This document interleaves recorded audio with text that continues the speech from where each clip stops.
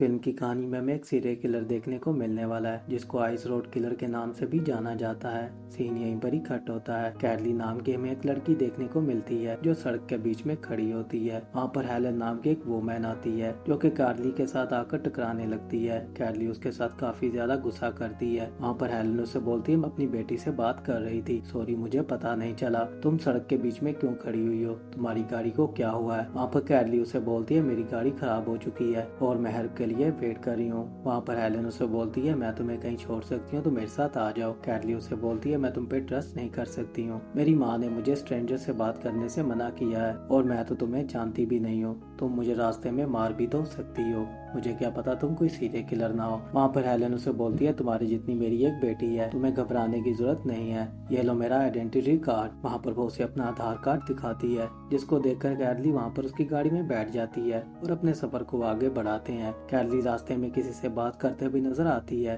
कि वो उसे अपनी मॉम बोल रही होती है। उसकी मॉम तो वो नहीं होती है, वो उसका बॉयफ्रेंड होता है जिसका नाम बायोंड होता है। कैरली उसे मिलने के लिए जा रही होती है। कैरली का क्या प्लान होता है किसी को भी नहीं पता होता है। रास्ते में एक जगह पर रुकते हैं जहाँ पर हेलन अपनी बेटी को मिलती है जिसका नाम लौरा होता है। अब वो लौरा को अपनी गाड़ी में बिठाती है। दूसरी तरफ कैरली अपने बॉयफ्रेंड बायन से जाकर बात करती है। उसे बोलती है मैं ये आखिरी बार करने वाली हूँ, इसके बाद हम ऐसा कुछ भी नहीं करेंगे और हम ये सब कुछ छोड़ देंगे। कैरली यहाँ पर किसी चोरी के बारे में बात कर रही होती है बट वहाँ पर बायन उसे बोलता है तुम्हें ये आखिरी बार करना है, इसके बाद हम कुछ भी नहीं ऐसा करेंगे, ये हमारी जिंदगी की आखिरी चोरी होगी। वहाँ से कैरली वापस आकर हेलन की गाड़ी में बैठ जाती है। वह हेलन को बोलती है मुझे थोड़ा आगे जाना है। अब वो हेलन को लूटने की बात कर रहे होते हैं। सीन यहीं पर ही कट होता है। बायोन के ऊपर आकर कोई हमला कर देता है जो कि एक ट्रक ड्राइवर होता है जो कि बायोन को बहुत ही बुरी तरह मार रहा होता है। बायोन उससे माफी मांगने की भी कोशिश कर रहा होता है जैसे बायोन उसे पहले से ही जानता हो, बट वहाँ पर उसे सीरियल उसे बहुत ही बुरी तरह मारता हुआ नजर आता है और उसको उसकी गाड़ी में डाल देता है। वहाँ से वो ट्रक ड्राइवर अब कैरली के पीछे चलता है। कैरली के पीछे पीछे वो जा रहा होता है जहाँ पर हेलन ये देखकर बहुत ही ज्यादा डर जाती है क्योंकि वो ट्रक ड्राइवर उन्हें डरा रहा होता है। हेलन को कुछ भी समझ में नहीं आ रहा था आखिरकार ये ट्रक ड्राइवर हमारे साथ क्या करना चाहता है, बट थोड़े ही सफर के बाद वो ट्रक ड्राइवर वहाँ से चला जाता है। हेलन एक होटल के पास जाकर रुकती है और वहाँ पर वो स्टे करते हैं। अब कैरली का एक ही प्लान होता है हेलन को लूटने का। वहाँ पर हेलन अपनी बेटी के साथ खाना खाने के लिए जाती है जहाँ पर वो कैरली को भी बोलते हैं बट कैरली खाना खाने से मना कर देती है। हेलन लोरा जो होते हैं खाना खाने के लिए चले जाते हैं। कैरली रूम के अंदर अकेली होती है और हेलन के बैग से वो पैसे निकालती है जिनको देखकर वो बहुत ही ज्यादा खुश होती है। अपने बॉयफ्रेंड बायन को वो कॉल करती है, वो कॉल नहीं उठा रहा होता है। वहाँ पर वो उसको मैसेजेस करती है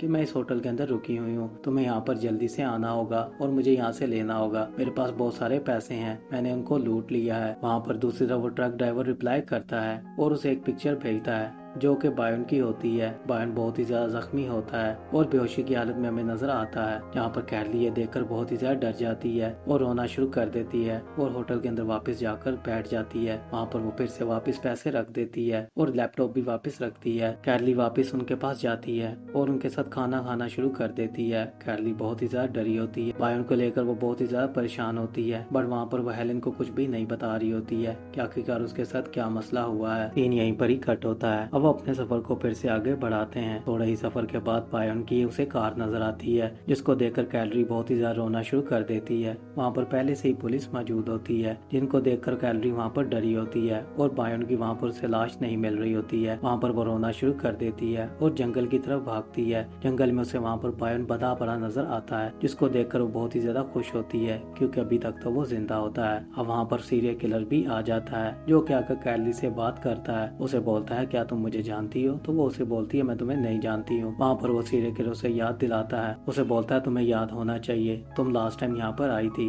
और तुमने मेरे साथ सेक्स करने की भी कोशिश की थी और तुम मुझे लूट कर चली गई थी। तुम्हारी वजह से मेरी बीवी और बच्चे मुझसे जुदा हो गए हैं, वो मेरे पास अब नहीं रहते हैं। तुम्हारी वजह से मेरे पास कुछ भी नहीं रहा, तुमने मुझे लूटा था और मैं अब तुम्हें जिंदा नहीं छोड़ूंगा और तुम्हारे इस बॉयफ्रेंड को भी। तुम्हें कुछ भी याद नहीं है। मुझे ये बात सुनकर बहुत ही ज्यादा हैरानगी हो रही है। वहाँ पर कैरली उसे बोलती है मैंने किसी एक के साथ नहीं किया है, है, मैं बहुत सारों के साथ ऐसा कर चुकी हूँ, तुम्हें ये बात समझ में आ जानी चाहिए, तुम अकेले नहीं हो जिसके साथ ये मैंने सब कुछ किया है। अब उस सीरियल किलर को और बहुत ज्यादा गुस्सा आता है कि उसने इसके साथ ही नहीं किया है। वहाँ पर वो उसे मारने की कोशिश करता है। उतनी देर में हेलेन आ जाती है जो कि उसके ऊपर आकर हमला कर देती है और कैरली को बचाने की कोशिश करती है। वहाँ पर हेलेन अपनी गन निकाल लेती है और उस सीरियल किलर को बोलती है अगर तुम यहाँ से हिले तो मैं तुम्हें गोली मार डालूंगी। वहाँ पर कैरली को बोलती है तुम पुलिस को लेकर आओ, मैं इसे यहाँ पर रोक कर रखती हूँ। वो सीरियल किलर से बात कर रही होती है। सीरियल किलर से समझाने की कोशिश करता है कि तुम्हें मेरी बात समझनी होगी, ये एक चोर है, तुम्हें ये बात समझनी होगी। वहाँ पर वो हेलन को ये बात समझाता है बट हेलन उसकी कोई बात नहीं समझ रही होती है। हेलन उसे बोलती है तुम एक सीरियल किलर हो, तुम्हें सजा तो मिलेगी, तुम्हारे साथ जो हुआ मुझे नहीं पता है बट तुम जो भी करना चाहते हो ये ऐसा नहीं हो सकता है, मेरे होते हुए तो बिल्कुल नहीं हो सकता है। वहाँ पर वो उसे समझाने की कोशिश कर रहा होता है बट हेलन उसकी बात नहीं सुन रही होती है। किसी तरह सीरियल किलर वहाँ से निकल जाता है। हेलन उसको पकड़ नहीं पाती है। जितनी देर में पुलिस वहाँ पर आती है वहाँ से वो जा चुका होता है। सीन यहीं पर ही कट होता है। वापिस वो होटल के अंदर जाकर रुकते हैं। होटल में वो काफी ज्यादा डरे होते हैं और उनको पता होता है वो सीरियल किलर किसी भी वक्त आकर हम पर हमला कर सकता है। थोड़ी देर के लिए वो सो जाते हैं। वहीं पर ही फिर से कैरली को मैसेज आता है कि अगर तुम्हें अपना बॉयफ्रेंड जिंदा चाहिए तुम्हें मेरे पास आना होगा। वहाँ पर कैरली उसकी बात सुन लेती है और चुपचाप उसको मारने के लिए वहाँ से जाती है। वो उसी ट्रक के अंदर जाकर बैठ जाती है जहाँ पर वो सीरियल किलर आता है और कैरली के ऊपर आकर हमला कर देता है। कैरली की जान बचाने के लिए लौरा भी उसके पीछे जाती है और उस सीरियल किलर से लड़ने की कोशिश करती है। जहाँ पर सीरियल किलर लौरा को मारता है और बेहोश कर अपनी गाड़ी में डाल लेता है। उतनी देर में वहाँ पर हेलन भी आ जाती है जो कि वहाँ पर अपनी बेटी को बचाने की कोशिश करती है बट वो अपनी बेटी को नहीं बचा पा रही होती है। वहाँ पर सीरियल किलर उसकी बेटी को लेकर चला जाता है। वो कैरली को वहीं पर ही मार देता है। अब हेलन अपनी बेटी को बचाने के लिए उस सीरियल किलर के पीछे जाती है जहाँ पर उसके घर तक वो पहुँच जाती है। वहाँ पर लौरा को उसने बांधा होता है और लौरा को बचाने के लिए हेलन उसके कमरे में पहुँचती है जहाँ पर लौरा को वो खोल लेती है और उसे ट्रक के अंदर लेकर जा रही होती है।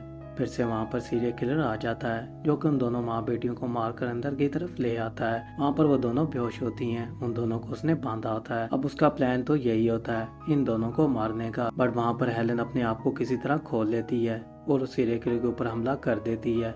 वहाँ पर उसको बहुत ही बुरी तरह मार डालती है। यहाँ पर लौरा और हेलन बच जाते हैं। फिल्म की कहानी फ्रेंड यहीं पर ही खत्म हो जाती है। अगर आपको वीडियो अच्छी लगी है तो लाइक कर दें, शेयर कर दें और मेरे चैनल को सब्सक्राइब करना तो बिल्कुल मत भूलें।